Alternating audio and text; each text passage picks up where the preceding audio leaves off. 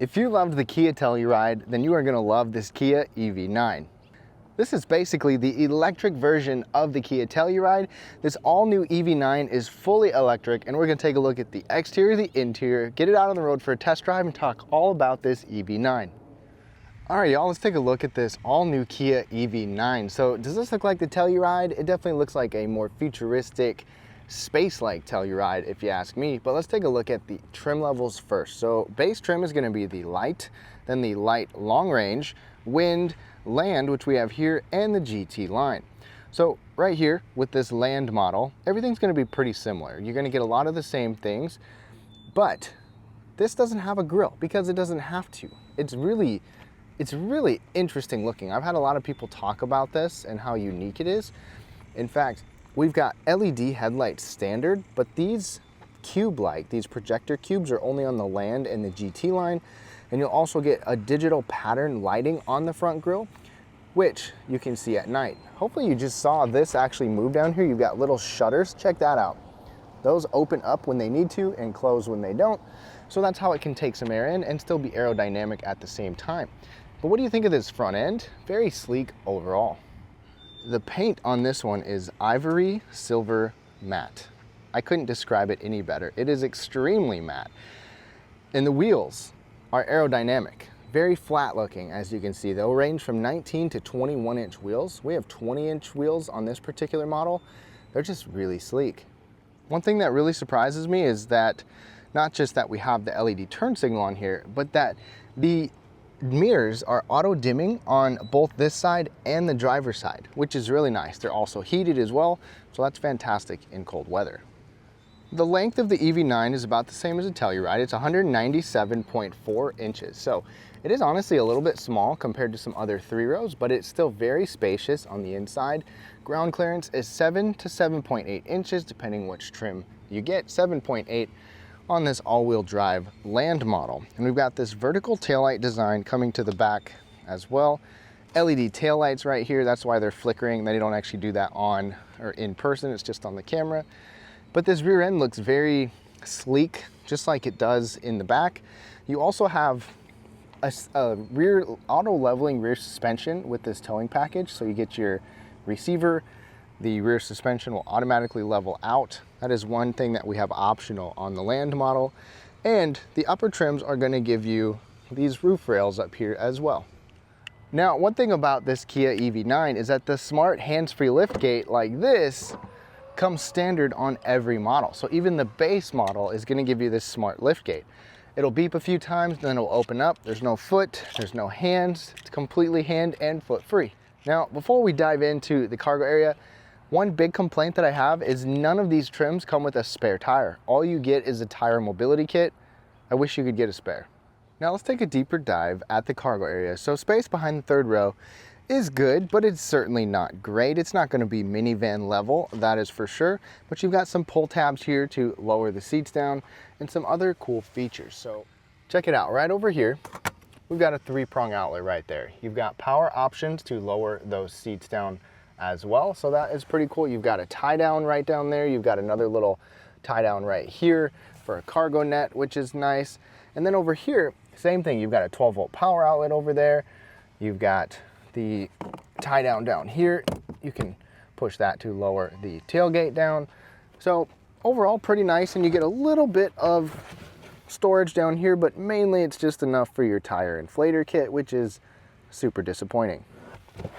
Fold the seats down, you give it a little pull, the headrest goes down, and boom. That is nice and simple. That is my preferred method of seats instead of a power third row. But behind the second row, space is definitely more cavernous. You've got a very flat area. Those seats go nice and low. And if we lower down the second row, check it out. Both of them, boom. Lots and lots of space. It's really long. It's really wide. That's about perfect for cargo space. This is absolutely excellent. Now, as we take a look at the key fob, this is similar to other Kia key fobs where everything is on the sides. Then you've got remote start over here. The smart key system is standard. We also have remote smart park assist on this model. So you start it up, you can move it forward or backwards in a parking spot if you want to. It's a really slick, like matte type of key. It's pretty interesting. But check it out. We've got these flush door handles. As you get close, they'll automatically pop out, power folding mirrors, then you just pull like normal. You don't have the smart key system on the back doors. You have to unlock the vehicle. It won't just pop out like this one, but it is a unique feature. Close the door, press that little line, and then it will be locked. Now, as we climb inside to look at the seats, the base and the wind, the light and the wind are going to give you two-way lumbar support, but every model is going to give you these synthetic seats. So it's not real leather, it's not cloth, it is just a synthetic plastic material seat, although it does feel pretty nice, and you've got good bolstering, especially on the sides right there. These headrests are super unique too. It's almost like a mesh cloth. They do stick out a little bit far, and it is a little hard on the sides, but I've been comfortable pretty much just right in the middle of this the whole time I've had the vehicle. Now, you upgrade from those bottom trims and you get some extra features. So that includes four-way lumbar support. We've got a relaxation mode. We've got thigh extension adjustment right there.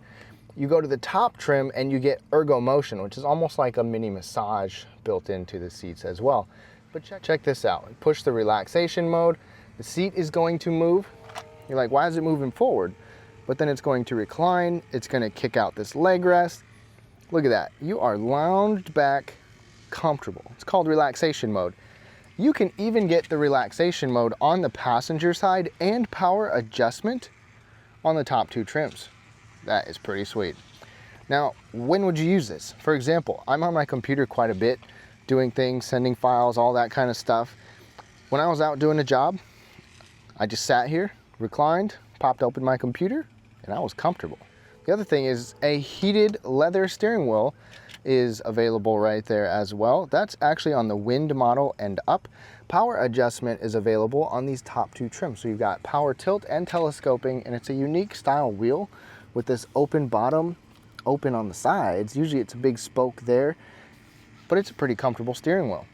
The heated button is over here. You also have heated and ventilated seats as standard on every model, and the upper trims are going to give us memory settings for these seats as well. And I've spent a good amount of time in here and I've been quite comfortable. Like I said, the only minor complaint is the headrest can feel a little bit intrusively far forward, but not enough for me to not want this vehicle. It's definitely pretty nice. I do wish that the handles were not reliant on power actuation to open up and close every time you get in the vehicle, but small complaint. Now, climbing into the back seat, one thing that we get is retractable shades right here. This is a nice feature, just automatically built in to the vehicle. You got a huge grab handle right here. I mean, it falls through here, but then you have an actual space to grab right there as well. Could be a little storage cubby.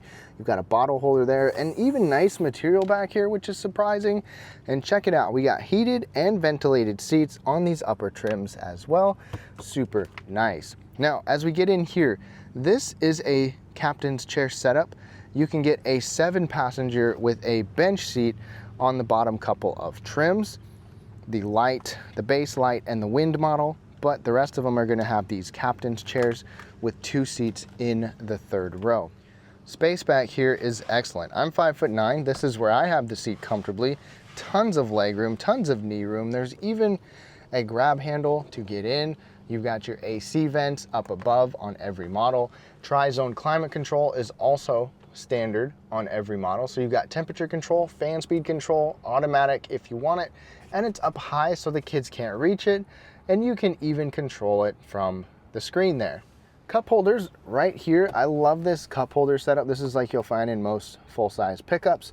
We also have USB-C charging ports built into each seat there as well. Check it out. You also have this sliding tray. That's actually pretty cool. This whole entire thing just slides out. And then you've got this massive storage cubby right there. This is not on every trim. This is on the upper trim levels, but it is pretty sweet nonetheless. Another thing to note is that we get these ratcheting armrests. So each person gets their own armrest, even though there's nothing in the middle except a bunch of space, which is kind of nice why you have this slide out option right there. Another thing you can get, we don't have it, but you can get lounge seats back here with a leg rest, basically like a recliner function, optional on this or the GT line, but we don't have it on this model. Another thing is this dual sunroof right there. So you've got one in the front and one in the back, which covers pretty much this whole second row, which is pretty sweet. We also have the option to recline, and you can really recline way back. Very nice space, features, family vehicle. It's really nice back here. One more thing about the second row is that you can even kind of use this like executive style. So you can sit right there. You can push these buttons to move this seat way up out of the way. You can move it way further, but give yourself a ton of room like an executive. Now, getting into the third row, I moved this seat all the way up, and I can still sit there with enough legroom. Like, honestly, enough legroom, plenty. You've got a couple options to get this seat out of the way. You can just fold it with that. You can push this button and boom, it's gonna slide up automatically and give you room to get to the third row. It is a 2-seat third row back here, but they're pretty wide seats. So the max in this configuration is 6 passengers, but all 6 are gonna be pretty comfortable. Now, I have that seat in the furthest most position. Got a little bit of room. I cannot actually fit behind this one, so keep that in mind. This is all the way back. So you could probably have it in the middle where these people have good space, third row has good space. And the third row is a nice place to be. You've got a couple of cup holders on both sides and a USB-C plug on each side as well. You also have air conditioning vents, and you can even control them to go like a wide flow or a more direct flow. You've got LED lighting up overhead here as well. And these third row seats can even recline somewhat, as you saw when we looked at the cargo area. Plus, we got a good view out this second panoramic roof. Now, as we hop inside, things are very nice and kind of unique. So over here on the door, you've got soft material here, a big soft armrest. And I like the way that the armrest is set up. So you've got a big open area right here that goes all the way through, and another area right there. So you can just stash your phone or stash your keys or something random in that pocket. You've got a good sized bottle holder down there as well. All your typical controls here too. Everything has a nice layout. Same thing when you come inside, you've got these controls right here, easy to access. You have this to open your fuel door, interior brightness controls, parking brake, all the good stuff right there. The steering wheel, like I showed you. Now to start this up, it's kind of unique, and I honestly don't like it. It still doesn't feel natural. The button is down there, so it's like a reach around underneath, and when it's dark, this is all lit up, but it still just, I don't know, it just doesn't feel right to me yet. Push the button there, and then the shifting is actually here. So we're in park, go to drive, go to reverse. That feels more natural, but it's just weird to me still going under there. Super small complaint. Now Kia gives us this massive 29.6-inch panoramic display going all the way across. In front of us, we've got a little bit of customization, not quite as much as I was hoping we would have, but it's mostly digital, which is just the way most things are nowadays. It still works good. It looks nice. You've got a good amount of information that you can see on here, some different pages to toggle through. The information on the left and the right, like your speedometer and your range, pretty much stays there. It's just gonna change a little bit depending on the drive mode, or if you select it in the screen if you want. But drive mode button is down there, 4-wheel drive lock to make it so that you've got power going equally to all wheels. Push the drive mode, we've got sport, see how it changes a little bit, your own customizable, snow drive mode, eco mode, normal, and then back to sport. And I'll go through those in the test drive. One really cool thing before we get into the test drive is these paddles. These are not paddle shifters, they are regenerative braking paddles. So you can see max right down there, the I pedal, that's like one pedal driving. If I hit the right one, it's going to lessen how much regenerative braking we have. It defaults to level 1 when you turn the vehicle on. Level 0 is like ultimate coasting mode. So we'll go through that in the test drive. I honestly really like how they do that. You have a climate screen right there. To me, it's kind of unique. It's a little bit weird. The steering wheel does get in the way of some of that information as well, which I don't love. I still wish we had some of that stuff down here, if you ask me. There's some things you can do on this display. You can touch it, like to sync up the driver and the passenger side. You can hit the auto button down there. So it is a touch screen, but you still have a little bit of climate controls down here, like your temp, your fan, even the mode. So you can still do things here, but I don't love having a split setup. This shows you a little bit more of what's going on, but just a small complaint. Now right here, another part of the screen is this massive display. You've got wireless Apple CarPlay and Android Auto. Thank you, Kia. It integrates in here really nicely as well. You can go back to the Kia screen, and this is still similar to the way it has been, to where when you go to setup, you still have all the familiar things like we've seen before. And instead of having physical buttons, you now have this down here. It's not just light touch, you still actually have to press it. And I'm not a fan of that. You have to be more precise. And I like to honestly kind of like rest my hand down here to be more accurate on the screen if I'm driving. And I can sometimes push these buttons, but you'll get used to it. You've got a star where you can customize that button. You also have a star on the steering wheel. All your driver assist stuff is over here. More audio controls over here, and you can customize all your driver assist features on the screen. Now, going down from there, check it out. We've got a couple more USB-C charging ports. Over on the right, you even have a 12-volt power outlet. So it's nice to have that.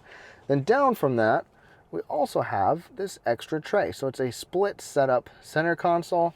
Down there's storage. Up here, we've got cup holders, and it's really unique. So you can cover it up if you want, move it out of the way.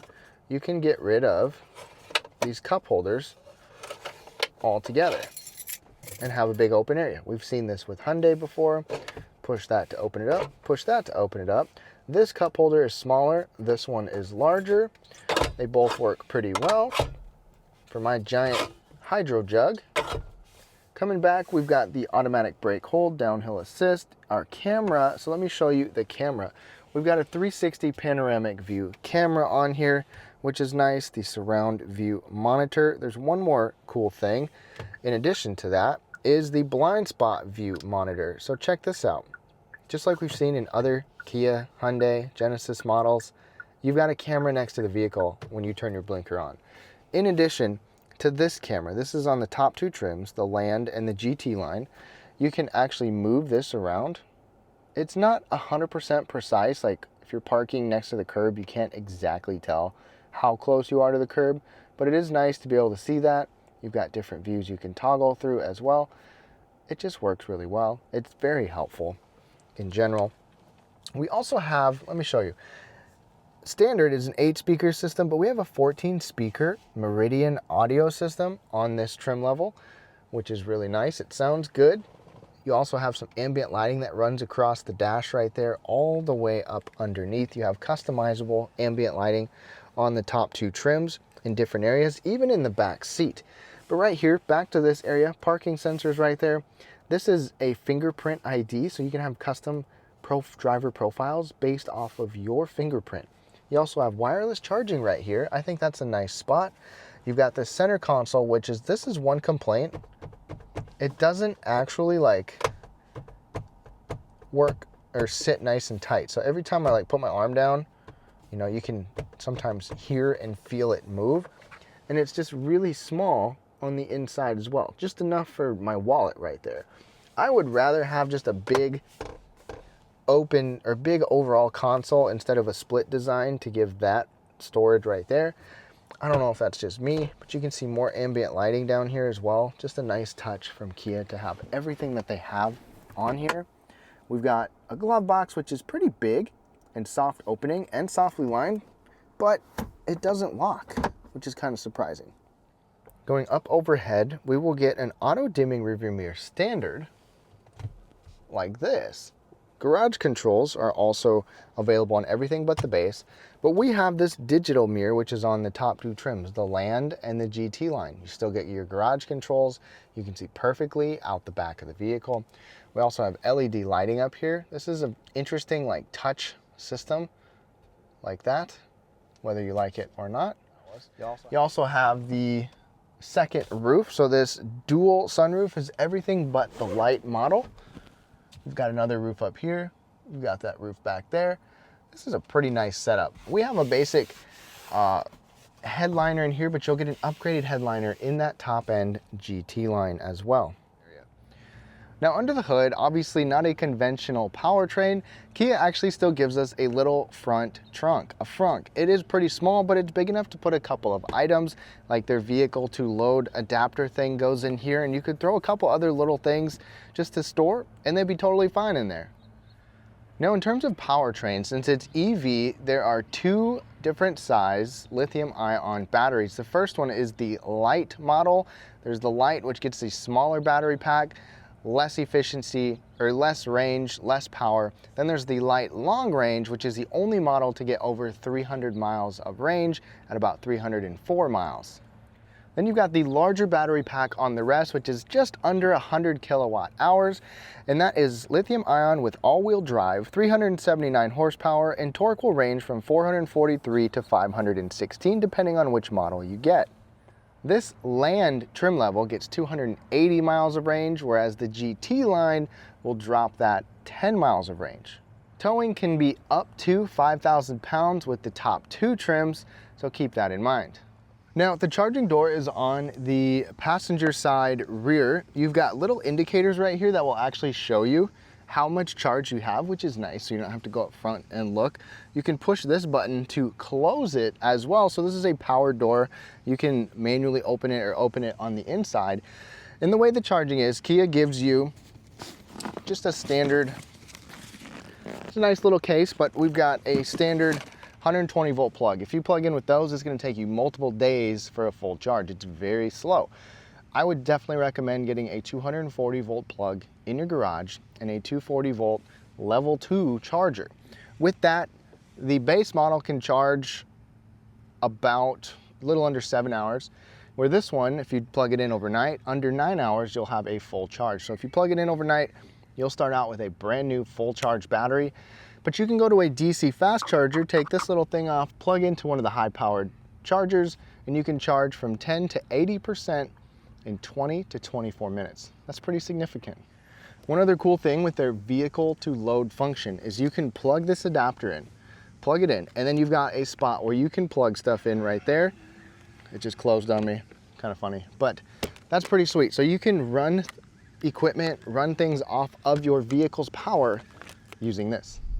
All right, y'all, we are now behind the wheel of the EV9 for this test drive, the all-electric, basically Telluride, and it definitely drives nice. It's comfortable, it is smooth for a big EV, it's got good power, good torque. It's just a really nice driving vehicle overall. You've got a ton of safety features on here as well, like the camera with your blinker on, the 360 camera, Kia's smart cruise control, highway drive assist, and lane keeping technology is all standard. Their emergency braking as well.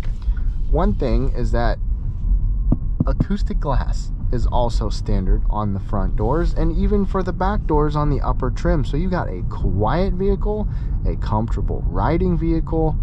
It's just the ultimate package for a big 3-row EV. The ergonomics in here are good, but not great. I wish this was a little bit different setup. I wish the climate screen wasn't just behind there. Small complaint overall. This display here is very easy to see. The steering wheel is comfortable to hold on to. The only thing that bothers me is this armrest. Every time I lift my arm up, it rattles. But maybe it's just this vehicle. I'm sure there's something you could do to make it so it doesn't. Small complaint overall. Now, we're just in normal mode. We're going to toggle through the different drive modes as we go. To start with, we are in regenerative braking mode 0. So if I let off the accelerator, we just coast. I mean, it's just kind of like a normal car, almost a little more than a normal car. If I hit the left paddle, it goes to level 1, level 2, and on level 2, if I let go of the accelerator, it slows us down at a pretty good clip. Level 3 is even more regenerative braking, and the next one is max, which is I-pedal. It's going to bring us to a complete stop.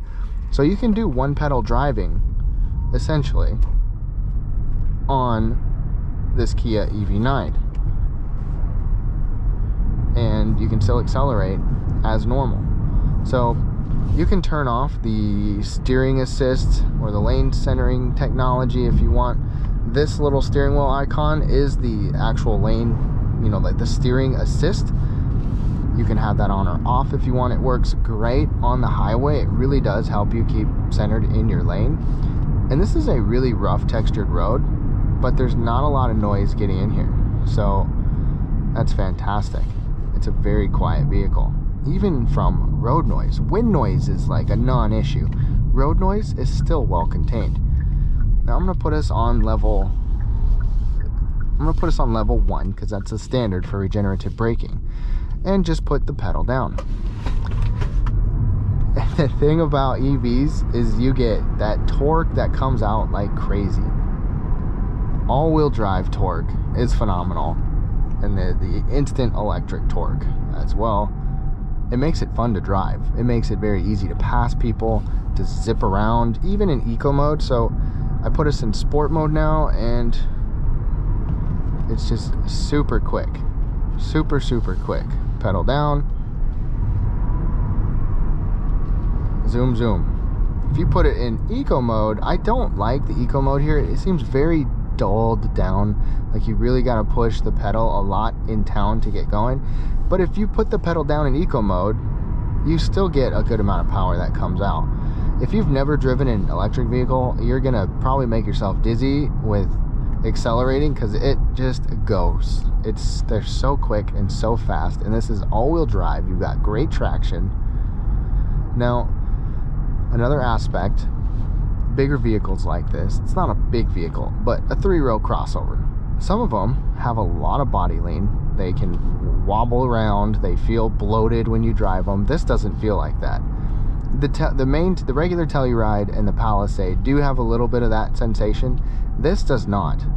Electric vehicles have so much weight at the bottom of the vehicle, a lower center of gravity. When you take corners, you can feel how heavy it is, but it doesn't feel bloated or hard to control. And the weight of the steering, I'd say, is about perfect for day-to-day driving. So really, overall, this Kia EV9 is just really well done. I've been saying this about a lot of Kias lately. I do wonder about, you know, this, if there's any other build quality issues because of that thing sticking out like a sore thumb, that armrest, but otherwise, I like it. I like the technology they put in here. It's still fairly simplified and easy to get used to. It drives nice. You've got adequate range. And I like how on the range calculator there, it'll tell you how much range you have. It'll also say what the max range is and what the minimum range is. So I'm sure if you're driving like a dummy, or if you've got terrible climate control or climate outside where it's using up a lot of energy, you'll be maybe closer to that minimum number, and you got perfect conditions, you might be at the max number or closer to it. I like how they show you that. It's just a really nice job from Kia. Now let's go ahead and wrap things up. So to wrap things up on this Kia EV9, I think this is an excellent offering for an electric vehicle. You pay a significant premium though over the Kia Telluride, which is another 3-row vehicle just like this with a lot of the same features, but not electric. So you pay a huge premium to get this electric model. This is the Land model, which is expensive. You can get it for less, obviously, but keep that in mind. If you think you're just gonna go to electric, it's a lot more expensive. However, I think it's great. It's got a lot of space. It's got adequate range. It has a ton of tech and features on the inside as well. And it's just a really full, complete package. Thank you so much for watching. Let me know what you think of the EV9 down below, and if you would pick this for a 3-row EV.